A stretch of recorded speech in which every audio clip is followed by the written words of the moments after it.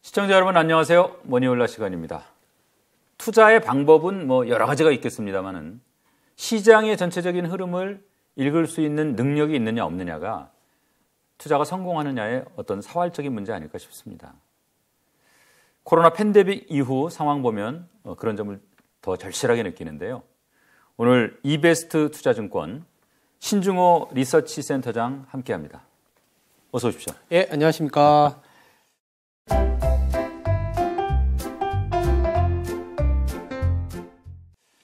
귀한 걸음 하셨습니다. 네, 회사가 가까워서 종종 와야 될 것 같습니다. 예, 언제든지.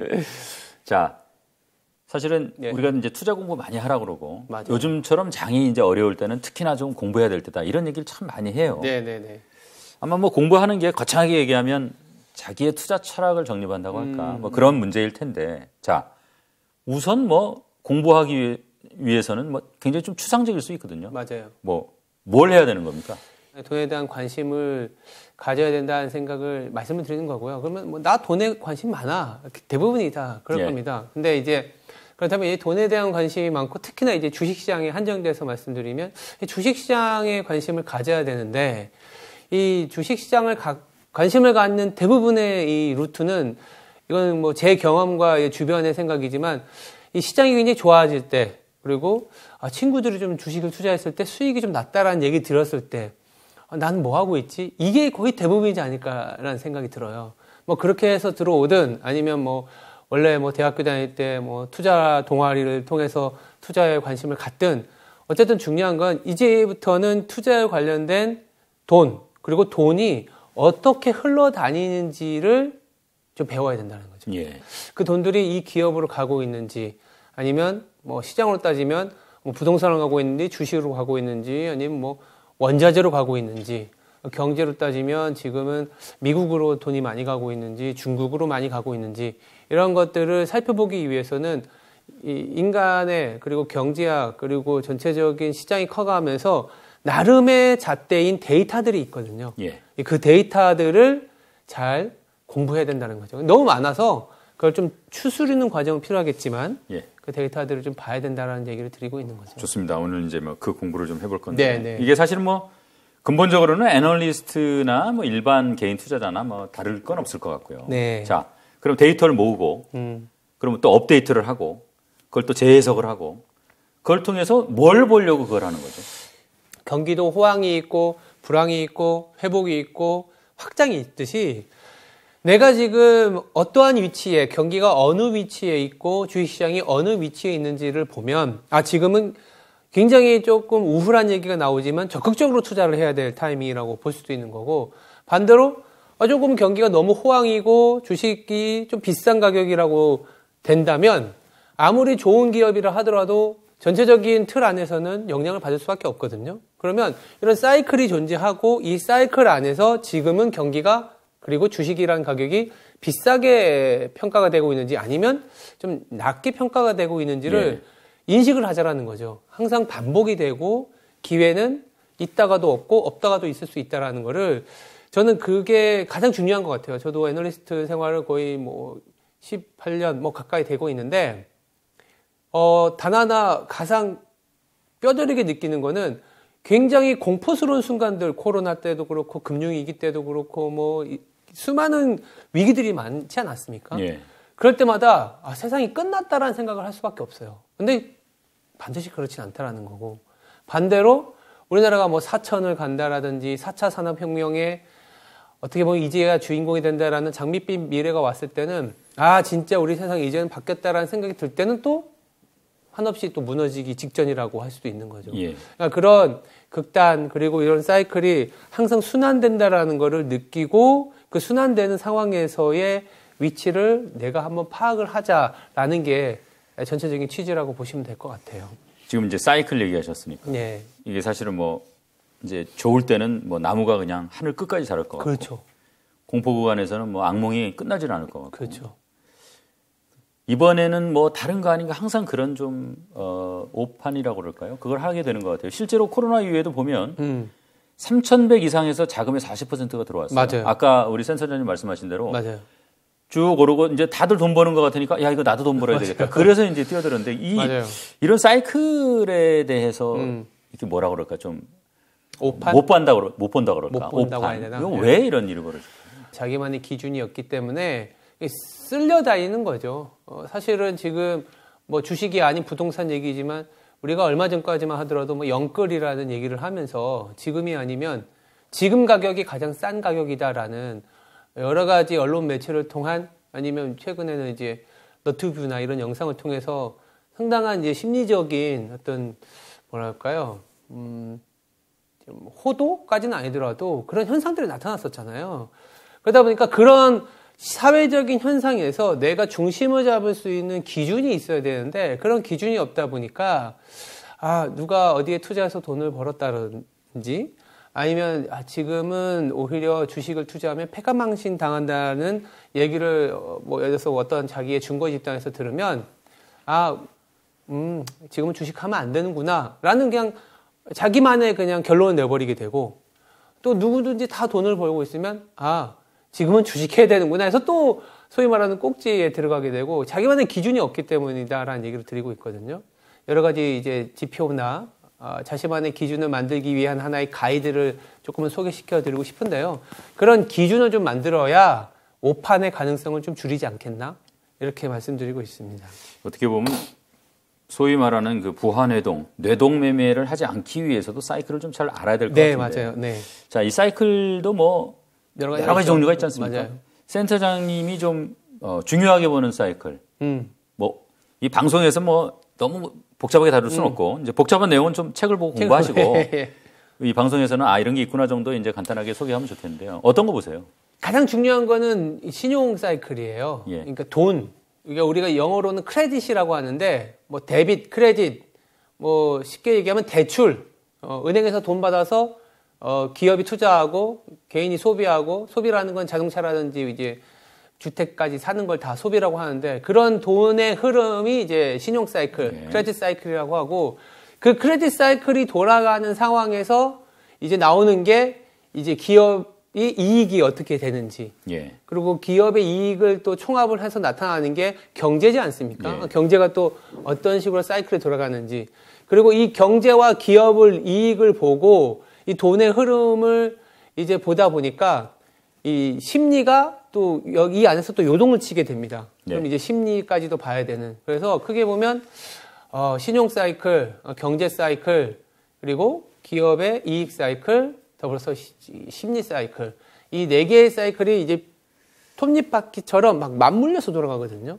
그래서 한 네 개의 사이클을 좀 기억을 하시면 어느 정도 잣대를 만들어가는 하나의 이 어떤 여유, 공간, 룸을 하나씩 만들어가는 거 아닌가 이렇게 볼 수 있을 것 같아요. 좋습니다. 네 개 사이클 이제 오늘 좀 보겠습니다.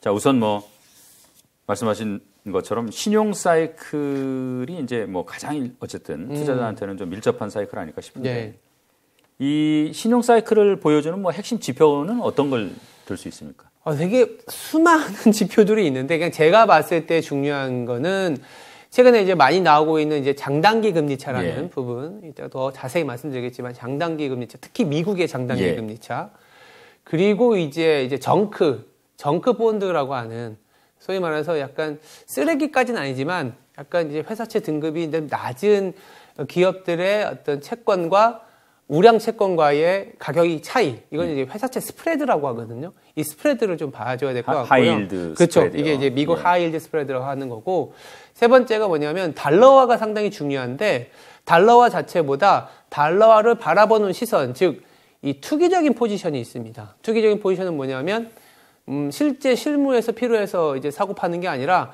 방향성이 달러화가 강세로 갈 것 같다, 약세로 갈 것 같다라고 했을 때 거기에 베팅하는 자금, 그게 이제 투기 포지션이라고 하고요. 그게 CFTC에서 집계하다 보니까 CFTC 포지션이라고도 합니다.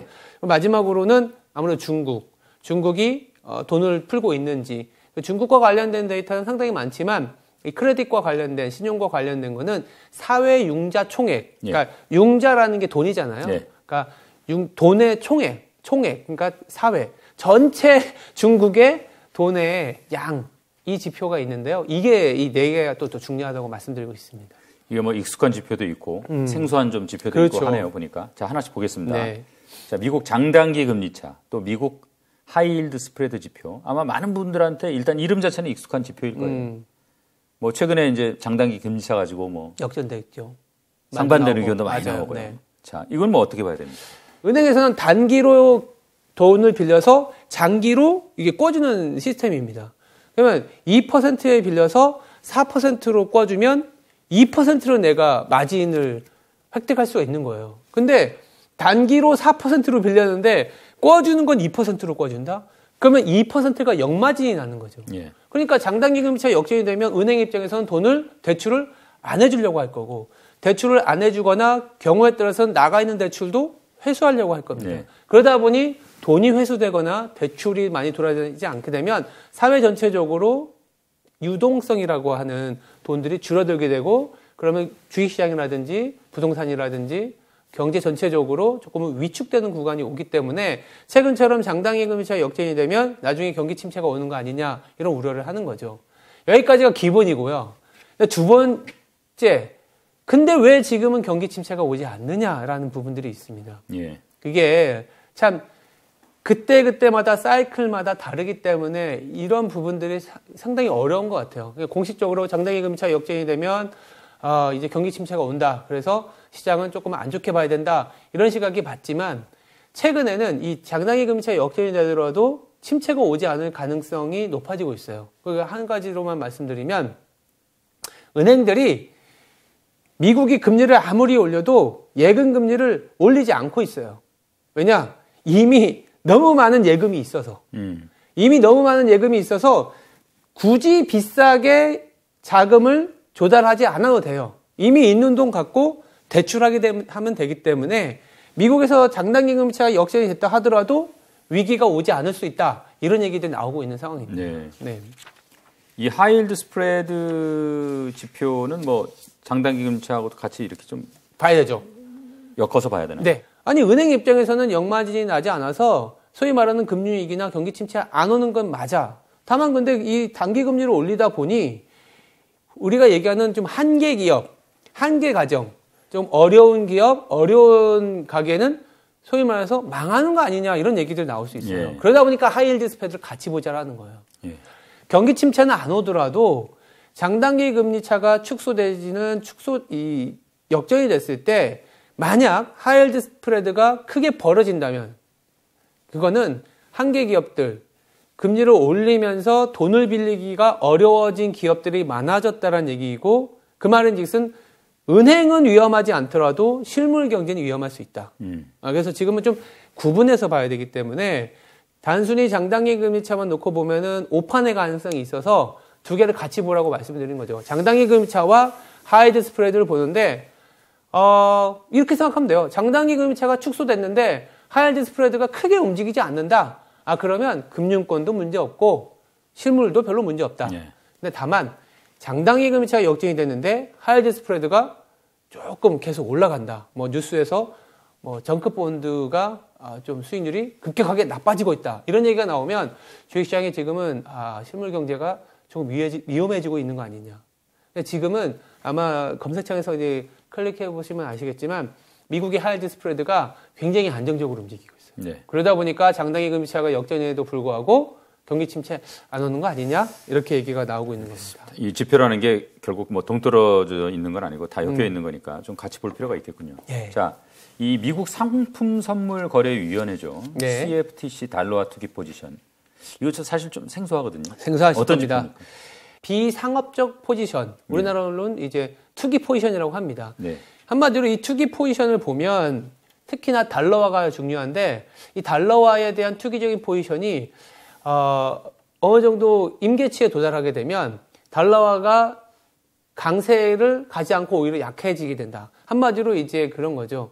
역발상인 지표라고 보시면 될 것 같은데, 이를테면 최근 같은 경우에 달러화에 대한 포지션이 작년 말에 엄청 쌓여 있었어요. 역대급으로. 그 말은 뭐냐면 이제부터 달러화가 강해진다라고 생각하는 사람들이 너무 많은 거예요.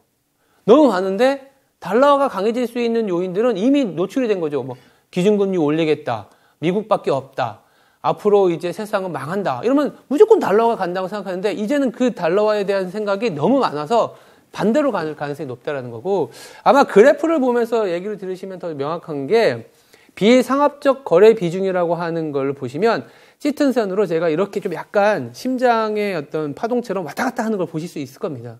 근데 이게 위에 있다라는 거는 달러화에 대해서 상당히 상승에 베팅한 사람이 많다라는 거고 근데 그럴 때마다 오히려 달러화는 약해질 가능성이 높고 대칭이네요. 보니까. 그렇죠. 반대에 있을 경우에는 야 이제 미국은 기축통화국으로서의 가치가 좀 별로고 다른 나라들 봐야 돼 이런 얘기들이 많이 나올 때거든요. 근데 또 그때는 또 너무 달러화에 대해서 안 좋게 보시는 분들 쇼 비중이 너무 많으니까 조금씩 미국이 조금만 살아나도 달러가 강해지는 사이클로 접어드는 거죠.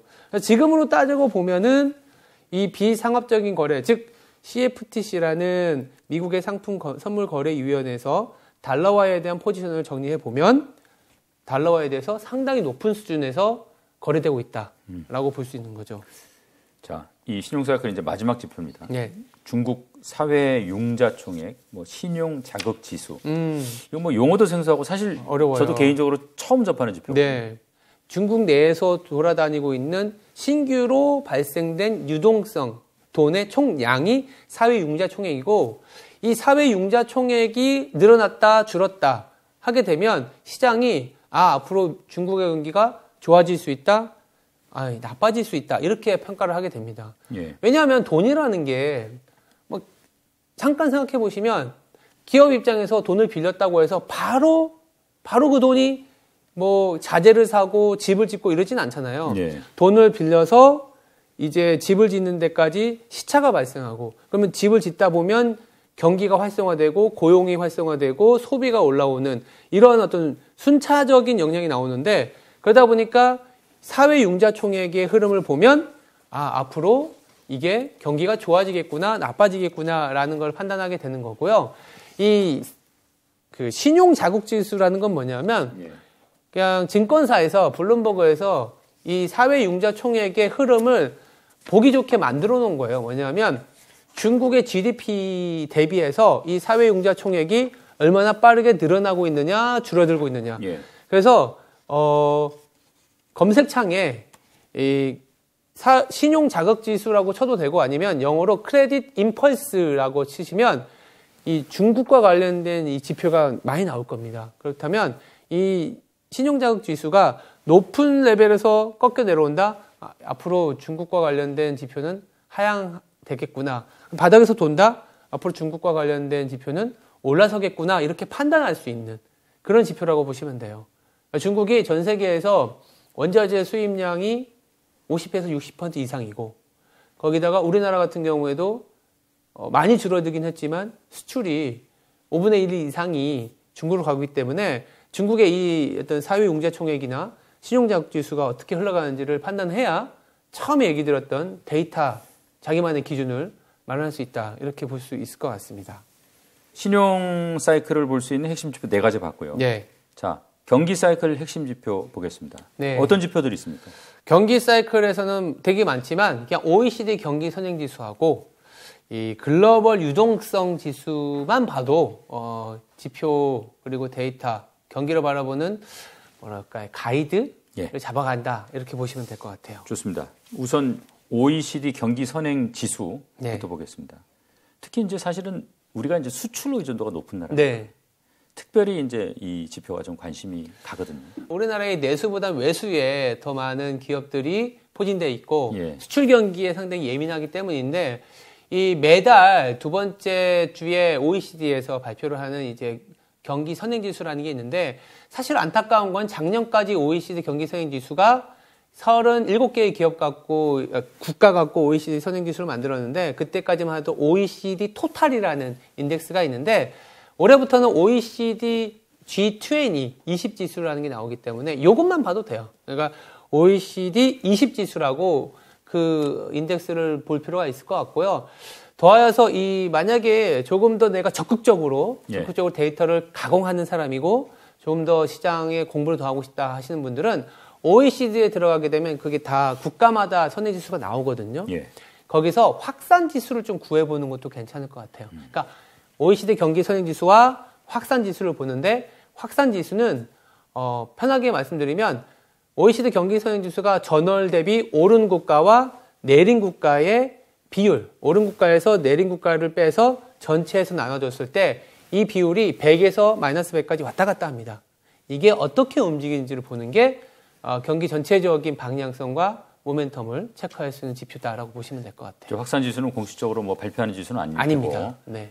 혹시 뭐 인터넷에서 친절하게 계산해서 뭐 게시하는 뭐 증권사나 아니면 뭐 개인 블로거나 이런 분들이 계신가요? 블로거까지는 모르겠고요. 저희 하우스에서는 제가 월마다 업데이트해서 자료에 넣고는 있습니다. 이베스트 투자증권 열심히 들어가서 보시면 되겠습니다. 네. 자, 경기 사이클 지표 중에 이제 두 번째 글로벌 유동성 지표.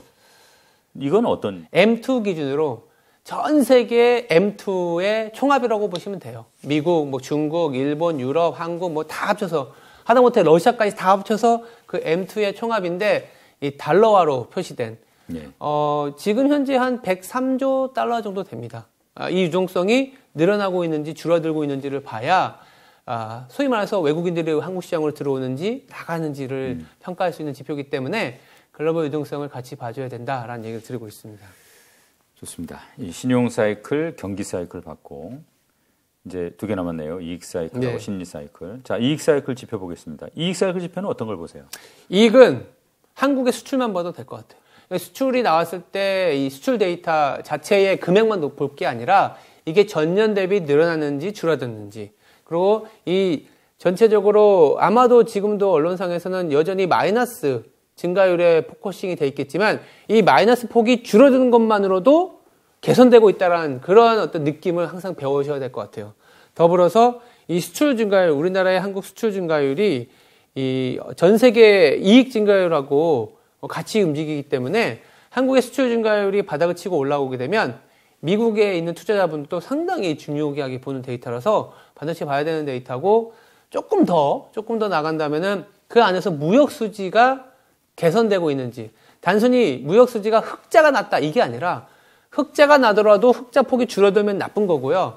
적자라도 적자 폭이 줄어들면 좋다라고 해석을 하는 그런 뉘앙스로 바라봐야 될 것 같습니다. 자, 그러니까 이거는 방향성이 매우 중요하다. 그렇죠. 방향성이 절대적인 액수보다. 맞습니다.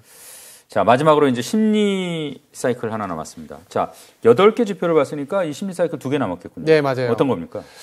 첫 번째는 이것도 좀 어려운 개념인데 미국의 신용증거금을 좀 볼 필요가 있어요. 예. 미국의 신용증거금은 마진 대비라 그래서 좀 찾아보긴 좀 어려울 겁니다. 찾아보기는 어렵지만 그냥 마진 대 치면은 사실 나오긴 하거든요. 미국 사람은 또 트위터 가면은 상당히 업데이트된 자료를 많이 올려놓고 있기 때문에 마진 대 그로스 아니면 뭐 미국의 신용증거금 증가율 이렇게 치시면 그 흐름을 볼 수 있는데 예. 이걸 왜 보냐 하면은 우리나라도 그렇지만 이 미국의 기관이나 개인 투자자들이 이 돈을 빌려서 투자하는 금액의 총합이에요. 그래서 이게 총합이 늘어나고 있으면 점점 주식에 대해서 싸다고 평가하는 사람들이 많아지는 거고 조금 더 레버리지를 쓰면서 이 방향성에 대한 베팅이 많아지는 거거든요. 근데 이게 너무 좀 플러스, 즉 극단에 가면 조금 이제부터는 좀 너무 환호하고 있다라고 해석을 할 수 있는 포인트고 반대로 너무 마이너스에 있다 그러면 다들 이제 투자 안 하는 사이클이라는 점에서 봐줘야 되는데 한 가지 그나마 좀 뭐랄까요? 다행스러운 거는 이 신용증거금을 어렵다 무슨 말인지 모르겠다 하면 우리나라 환율을 보면 됩니다. 왜냐하면 신용증거금을 뒤집어 놓으면 우리나라 환율하고 거의 비슷하게 움직이거든요. 그러니까 우리나라 환율이 우리나라는 굉장히 안정적인 나라입니다. 다만 해외에서의 수출과 수입을 해야 되는 부분 때문에 변동성이 크지 우리나라 환 자체가 예전처럼 외환위기가 오고 그런 건 아니거든요. 근데 일정 부분 벗어나는 레벨이 있어요. 막 1,300원 벗어나고 이러면 극단적으로 위험에 빠져 있다라고 사람들이 생각할 텐데 그때가 오히려 이 신용증거금은 저점일 때이다. 그래서 이 우리나라 환율을 보면서 전체적인 심리를 판단하자라는 얘기를 드리고 있습니다. 이 그래프를 보니까 뭐 진짜 미국 신용증거금 증가율하고 원달러 환율은 반대로 가죠. 반대네요. 네, 맞아요. 그래서 우리나라 원달러 환율이 한때 작년에 1,450원까지 갔을 때 뭐 1,600원 가고 1,700원 간다 이런 얘기가 나왔지만 사실상 그때가 사실은 저점이었죠. 원달러 환율로는 고점이었다라고 보시면 되고 공교롭게 또 그 이후에 미국의 신용증거금 증가율은 올라서고 있습니다. 그때 그 당시에 신용증거금이 거의 바닥이었기 때문에 네.